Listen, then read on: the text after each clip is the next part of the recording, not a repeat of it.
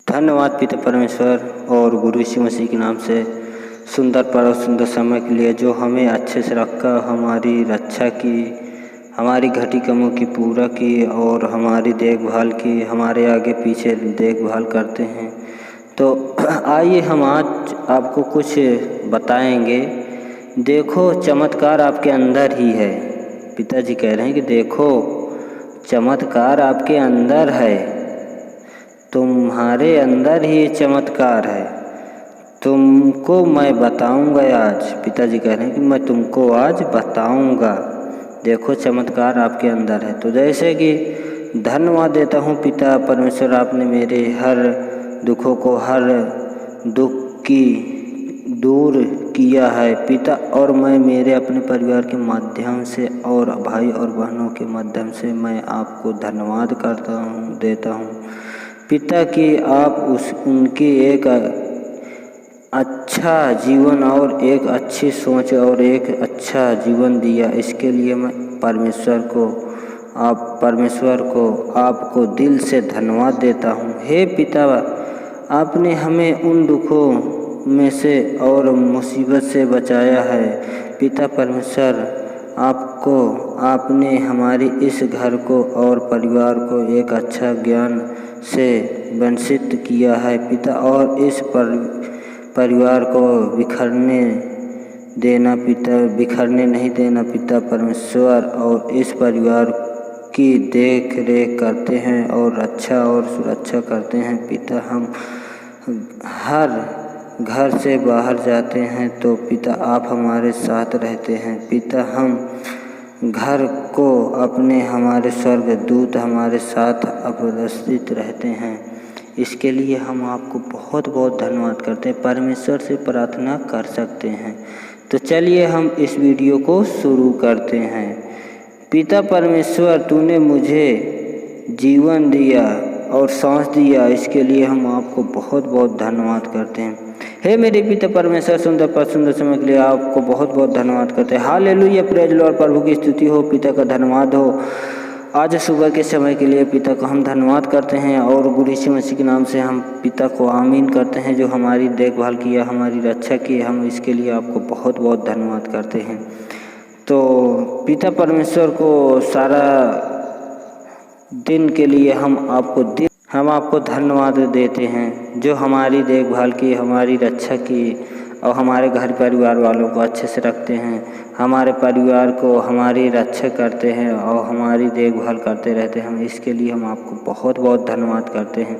तो आइए हम आपको कुछ वचनों के द्वारा लेके चलते हैं कि जैसे कि आपको कुछ समझ में आ सके।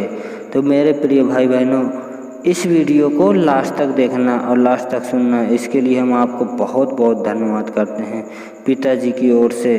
क्योंकि अगर आज तुम सुनोगे तो आपका उद्धार होगा और तुम्हारे घर परिवार वाले हमेशा खुशहाल रहेंगे, और अगर नहीं सुनोगे, नहीं जानोगे तो कहाँ से उद्धार होगा, और आपकी घटी कमी को पूरा करेंगे। 100% पिताजी आपको ज़रूर से ज़रूरत की जो भी ज़रूरत थी वो पूरा करेंगे, क्योंकि विश्वास करने वालों को कभी हार नहीं होती है। जब आप विश्वास करोगे तो आपको किसी चीज़ की दिक्कत नहीं होगी। बस आप लोग विश्वास रखें। अगर आप विश्वास करेंगे तो अगर तुम्हारा मन उन पर है तो पिताजी तुम्हें देखभाल अच्छे से हर चीज़ से देखभाल करते रहेंगे, और तुम्हारी इच्छा ज़रूरतें जो भी होगी वो पूरा करेंगे, ज़रूर से ज़रूर पूरा करेंगे। क्योंकि अगर वो मानेंगे, अगर तुम उनको मानोगे तो फिर वो तुम्हें मानेंगे ना, तो समझ लीजिए कि तुम्हारी ज़िंदगी पवित्र हो गई है। बस इतना जान लो कि हाँ, हमारे कोई हैं। तुम क्यों इधर उधर भटकते हो? तो आइए हम आपको कुछ यासता के लिए प्रार्थना कैसे किया जाता है उसको बताएंगे। भजन संहिता का 760 का 142। मैं यहोवा की दुहाई देता, मैं यहोवा के गिड़गिड़ाता हूँ, मैं अपने शौक की बातें उससे खुलकर कहता हूँ। पिताजी से उसके चेले ने बोला कि मैं पिताजी के आगे मैं गिड़गिड़ाता हूँ और मैं अपनी शौक की बातें पिताजी से कहता हूँ। मैं अपना संकट उसके आगे प्रकट करता हूँ, मैं उसके आगे अपना संकट प्रकट करता हूँ, मतलब जैसे कि मुझे कोई दिक्कत हो गई, कुछ भी हो गया, तो मैं उन्हीं के आगे उनको याद करता हूँ, उन्हीं के आगे सब उनको सौंपता हूँ। जब मेरी आत्मा मेरे भीतर से व्याकुल हो रही थी तब तू मेरी दशा को जानता था। पिताजी से कह रहे हैं कि जब मेरी आत्मा भीतर से व्याकुल हो रही थी तब तू मेरी दशा को जाना था, तब तू मेरी दशा को जाना था। जिस रास्ते से मैं जाने वाला था उसी में उन्होंने मेरे लिए फंदा लगाया। पिताजी ने जिस रास्ते में उसका पिताजी के चेले ने जा रहे थे, तो पिताजी ने उसके रास्ते में फंदा लगाया था। उन्होंने मेरे लिए फंदा लगाया। मैंने दाहिने ओर देखा परंतु कोई मुझे नहीं देखता था। मैंने दाहिनी ओर देखा था, मुझे और कोई नहीं देखा था। मेरे लिए शरण कहीं नहीं रही ना मुझको कोई पूछता था, ना ही मुझे कोई पूछता था। क्यों? तुम्हारा ऐसा कितना दशा बेकार था कि तुम्हें कोई पूछता नहीं था। पिताजी तुम्हारे आगे क्यों ऐसा फंदा लगाया? पिताजी ऐसे इसलिए फंदा लगाया है कि आप खुशहाल रहें और आपकी जो भी इच्छा हो पूरी होगी, बस मेरी ओर आओ। पिताजी इसीलिए तो तुम्हारे आगे फंदा लगाया था।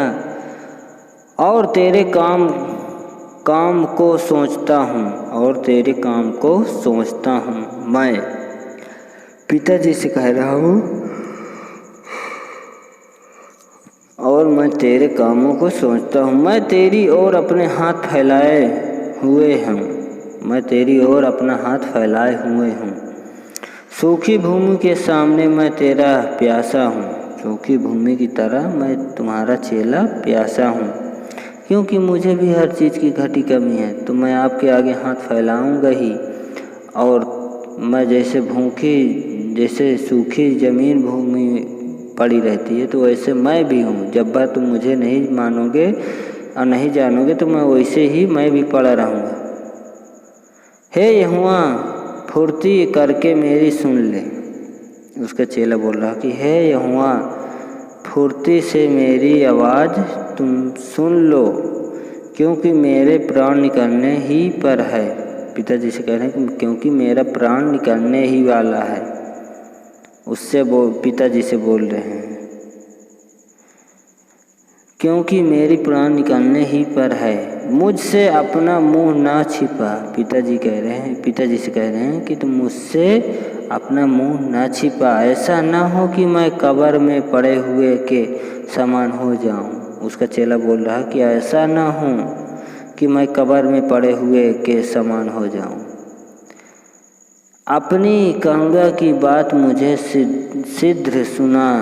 पिताजी से कह रहे हैं कि अपने करुणा की बात मुझे सिद्ध करके सुना। पिताजी के चेले बोल रहे हैं। तो उसको क्यों बोल रहे हैं? क्योंकि जब वो इतना संकट के दिन में वो जानता नहीं, तो पिताजी से कह रहा कि अपनी करुणा की बातें मुझे सिद्ध करके सुना, क्योंकि मैंने तुझ पर भरोसा रखा है। उसका चेला बोल रहा है कि मैं तुझ पर भरोसा रखा हूँ। क्यों भरोसा रखा हूँ? क्योंकि मुझे पता है जैसे मैं हूँ, मुझे विश्वास है कि मेरे पिताजी मेरी इच्छाओं को पूरा करते हैं, मुझे ठीक करेंगे, हर चीज़ से मुझे बचाएंगे। मुझे पता है जिस मार्ग से मुझे चलना है वह मुझको बता। पिताजी, जिस मार्ग से मुझे चलना है वो बात मुझे बता। उस पिताजी से कह रहे हैं कि उसका चेला बोला कि जिस मार्ग से मुझे चलना है आप मुझे बता, तो मैं उसी मार्ग से चलूँगा। क्योंकि मैं अपना मन तेरी ही ओर लगाता हूँ, क्योंकि अपना मन मैं तेरी ही ओर लगाता हूँ।